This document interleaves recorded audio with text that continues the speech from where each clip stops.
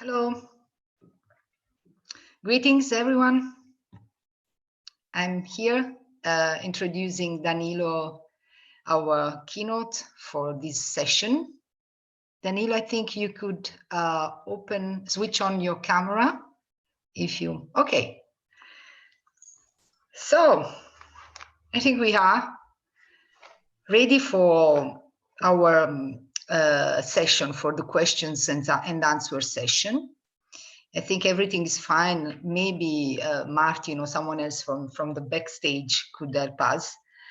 Anyway, here there is a device for question and answers.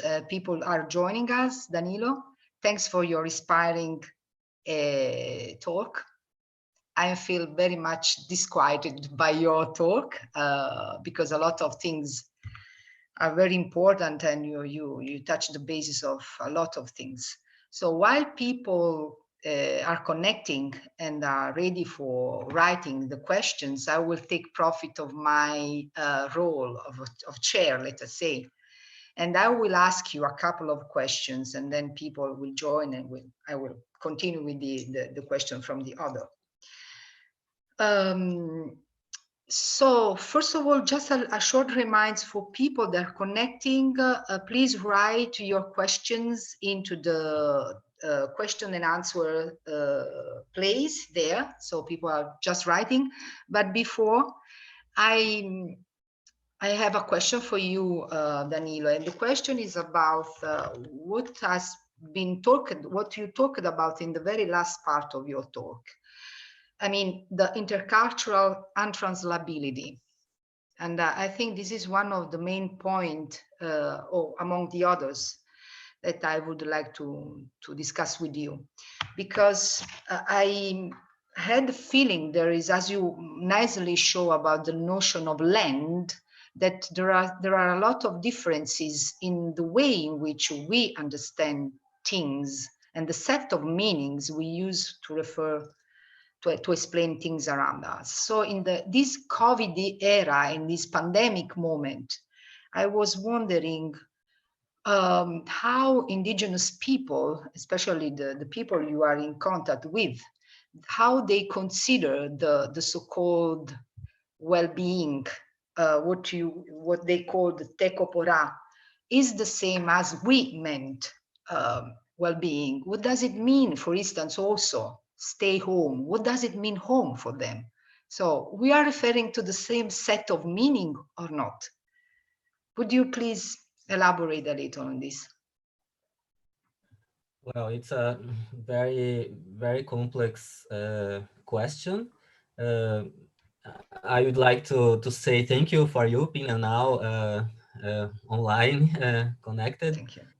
For your invitation. It was very nice, a very good opportunity to think about these issues when I planned my talk.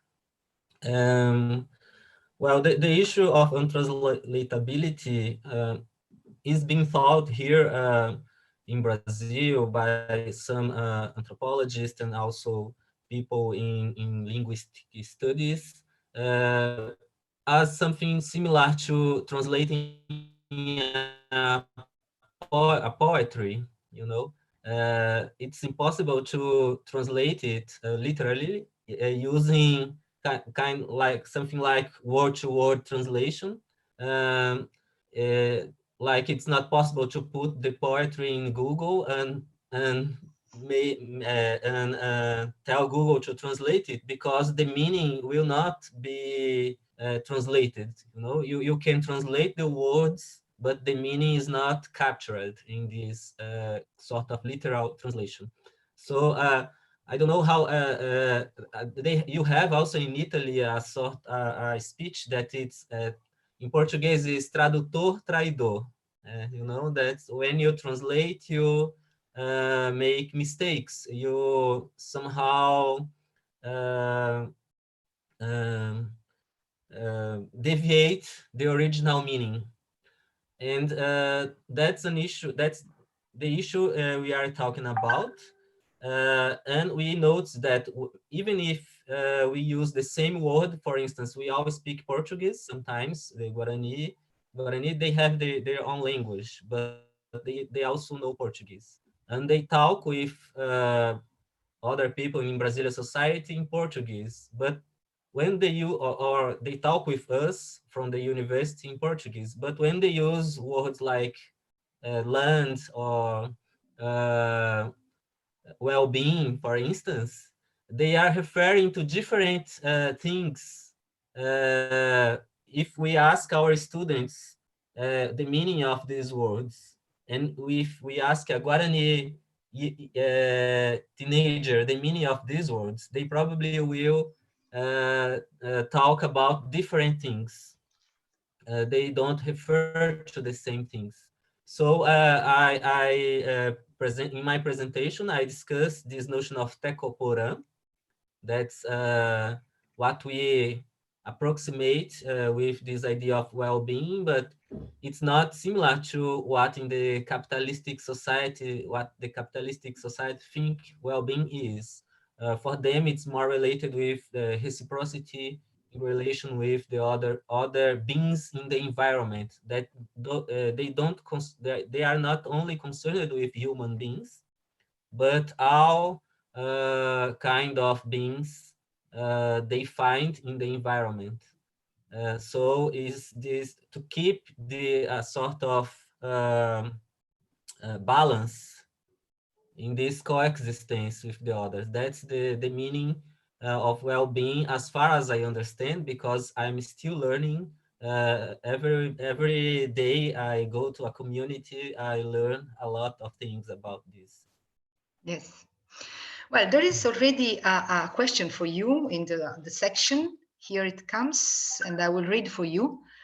Danilo, thanks for your presentation. I'm an indigenous PhD student, Mapuche people in Chile. In my experience, university interact with indigenous peoples in a very paternalistic way or treating communities as something exotic. Have you had a similar experiences? How have you handled it? Yeah, that's true. Historically, we have this sort of paternalism. Previous, we have a very a kind of prejudice, or the objective was to make indigenous people, to convert them to as Brazilian citizens, and to work in the cities, or to become wage earners, né? So um, but now, since the 80s, with the new constitution in Brazil, the indigenous people, they have now the right to have their land and to keep their culture, to speak their language, and the Brazilian state need to support them uh, by the law. But concretely, they still suffer a lot of injuries from Brazilian society and from the states, and sometimes, or most of the times, I don't know. Um, and they are threatened a lot. So we have this kind of um, um, hole, I think, as psychologists, to work in this border between the indigenous aims and the state the rights they have, and how they can communicate it, and try to make themselves to make the state and Brazilian society to understand their needs and to support them. So um, there is it's partially paternalistic, I could say, in the sense that they have a lot of needs, and sometimes we face it, especially now in this COVID situation. For instance, many communities, they didn't have a way to have food, or to have um, basic goods for survival. So we are concerned about that, but not only this, because together with the projects we make that are projects addressed to sometimes very objective issues, like to press the state to have a school in the community, one of our projects. But together with this very concrete demand, we talk about a lot of things and we learn a lot of things with them, and we try to answer their questions too, and making a sort of exchange. So for us, it's an exchange. That's the main part of our work. It's not from us to them, from the university to the community, but it's an exchange between the university and the community. Okay, great. Thanks a lot for your answer. There is already 5 more questions for you, Danilo. I'm reading next, so just going in order. Martin is asking, among other things you speak about the division of cognition and affect, and I think is one of the things, and I think that you see this as a problematic distinction, and I agree. In fact, I think that this distinction is one of the fundamental issues in psychology today.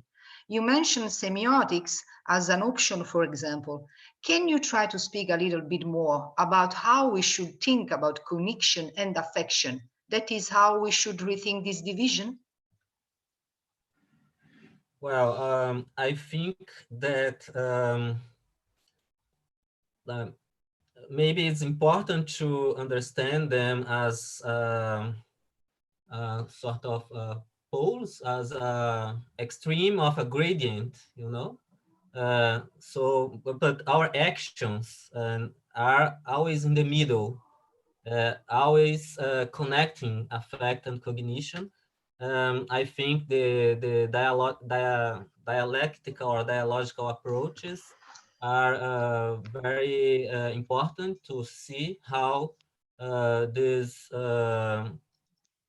dimensions interact, producing a unity. So the unity of human action is composed by these dimensions that cannot be observed or regarded as in separate. They cannot be um, broken in this unity. The unity needs to be kept for us to understand the meaning of human actions. Okay, so the next from Maria Medved, who is asking, thank you for your moving, powerful talk. I would also like to acknowledge your important work with indigenous youth and their communities. Historically, settler cultures have brought pandemics to indigenous community all over the Americas. How can COVID-19 be understood in this context?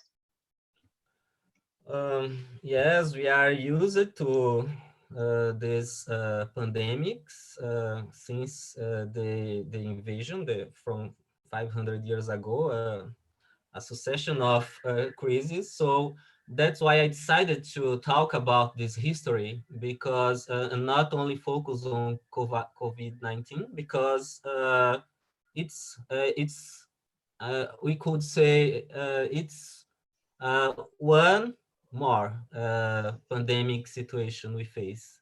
It's not the first one. It's one more, and I think it's important to take this as an opportunity to rethink our way of live and an ethical coexistence with the others. It's again an opportunity to rethink our ways of living. So we, as indigenous people, we think that it's not the first time, it will not be the last, probably. And we have developed a lot of strategies to face all these kind of crises, not only concerning disease, but also different threatening situations we face, you know. But we are very, we could say, the communities I work with are very confident about their conditions to face this. At the same time, it also depends on sensi depends on a dialogue with other people, with all people in the earth.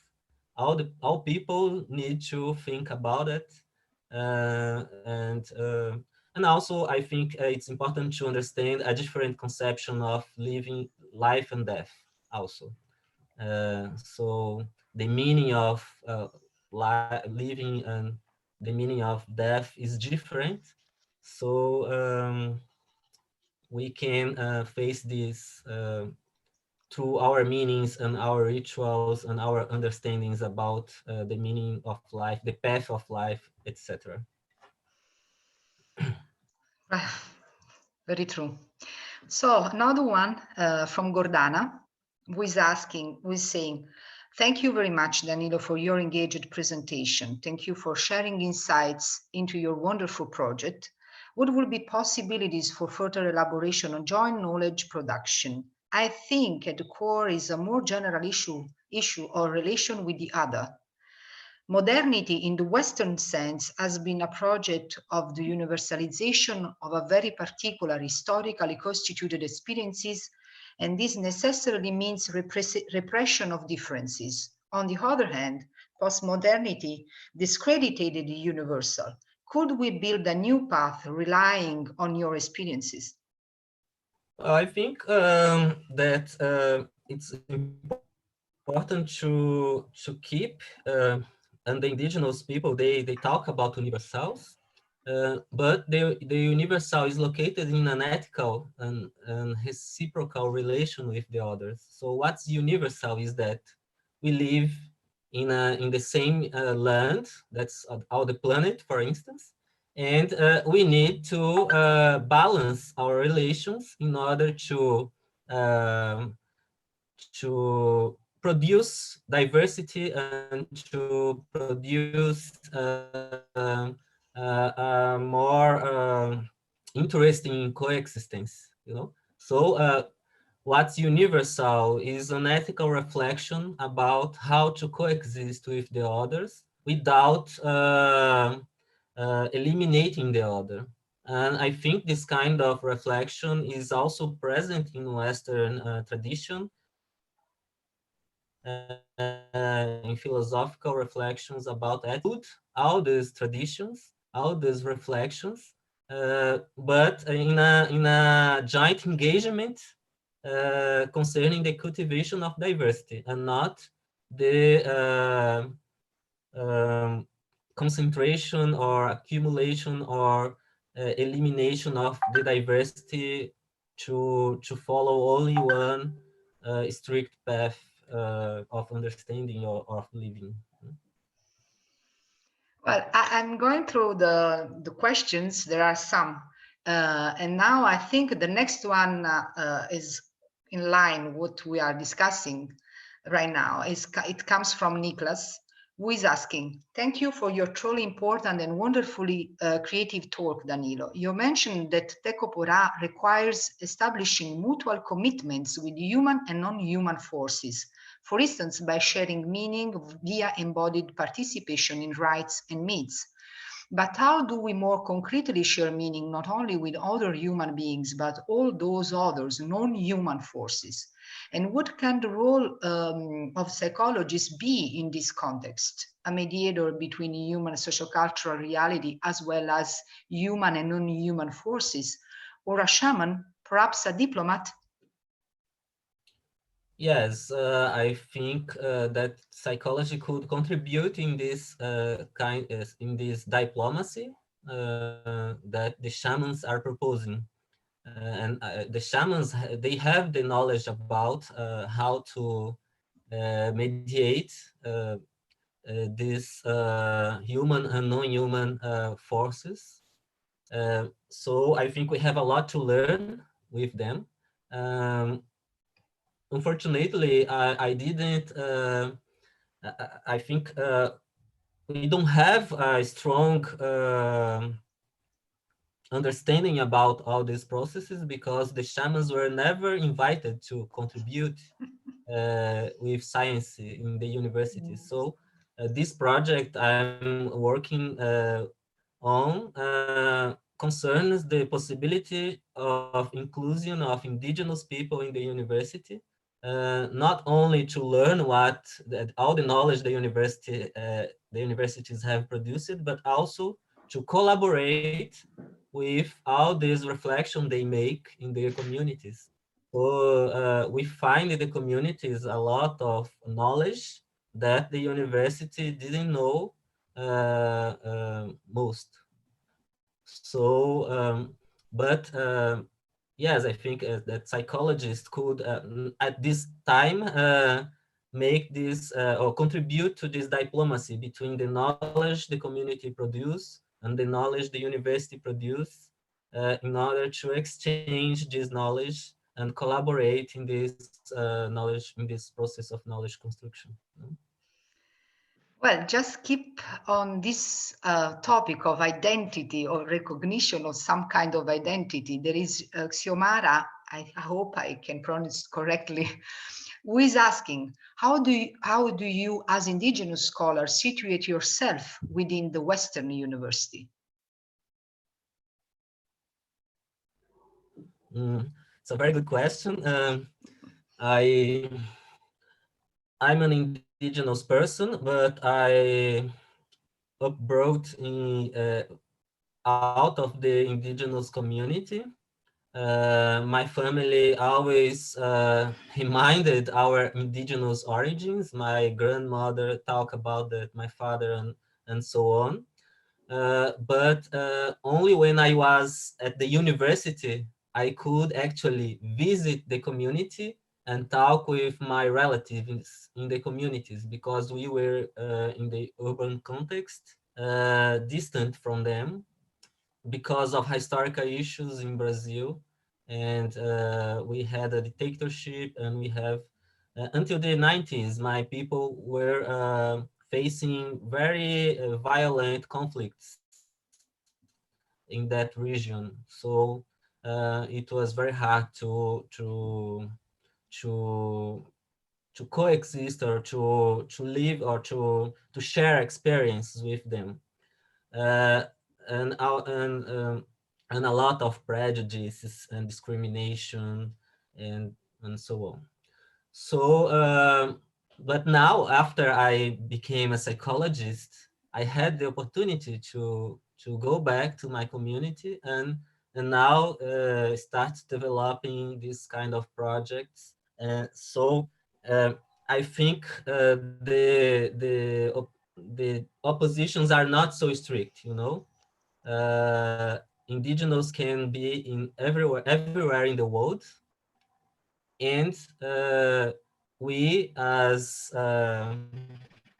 very engaged and interested in diversity, we are interested in meeting people from every all places in the world to know the academic knowledge also.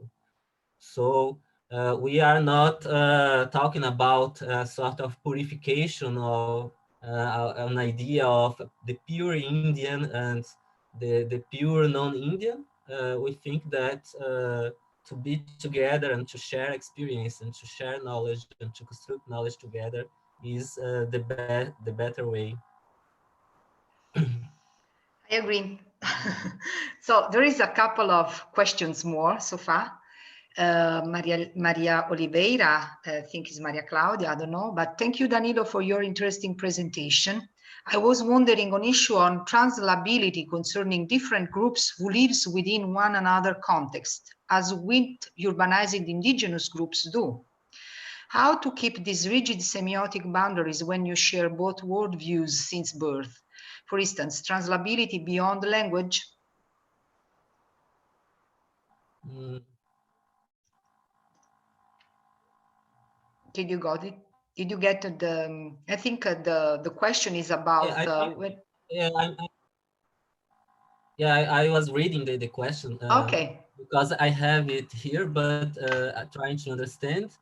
I think it's maybe connected with what I was just saying, that we are all mixed.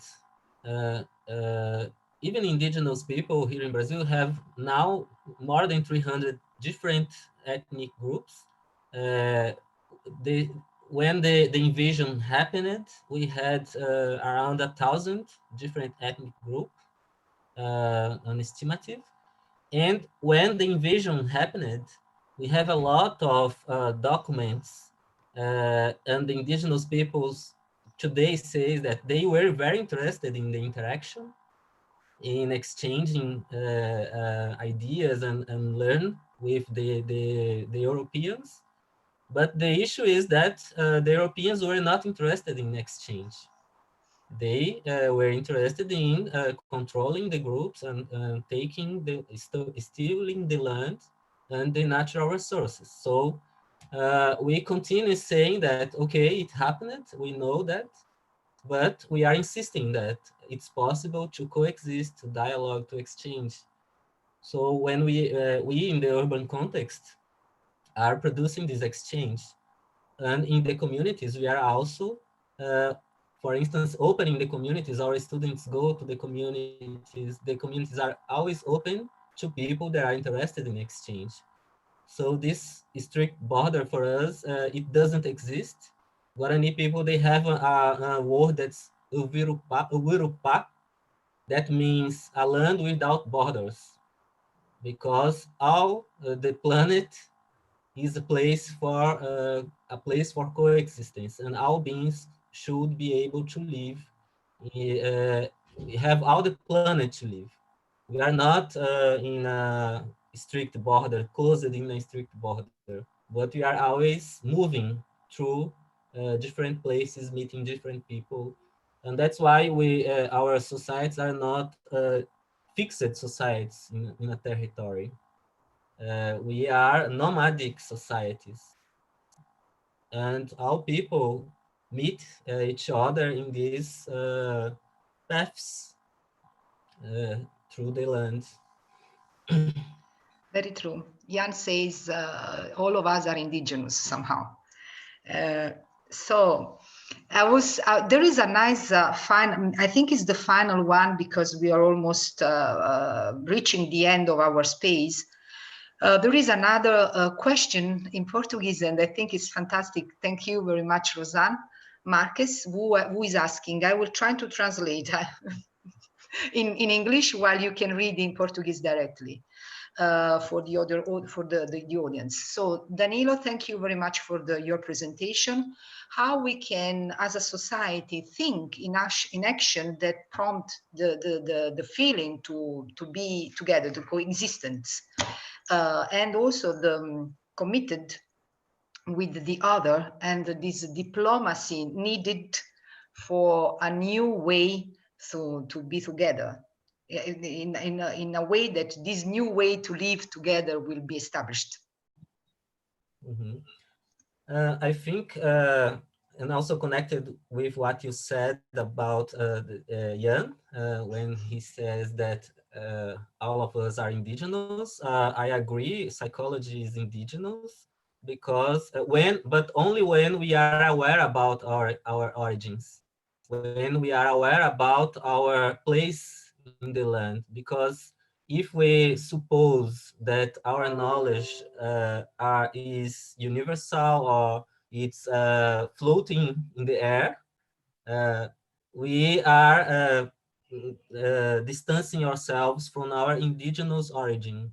So there is an indigenous leader that says here that the opposite of indigenous is alienígenos. I don't know if you have this, alienígena.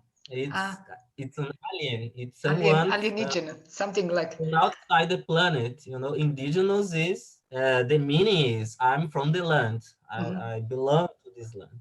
So if we acknowledge that, então, so answering Rosane also, it's if we acknowledge that we belong to the land, and we need to take care on it. We need to take care.